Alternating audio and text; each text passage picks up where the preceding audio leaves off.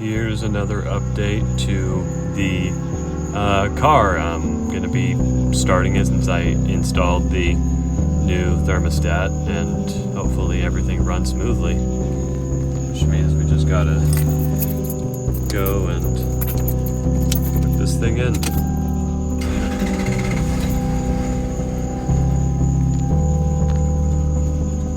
Well,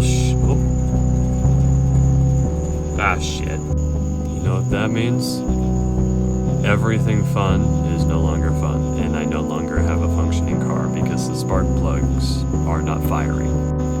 Probably because some of the cables just aren't connecting properly. Bug.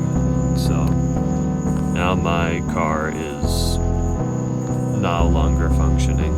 This will be very weird getting to class now. Yippee!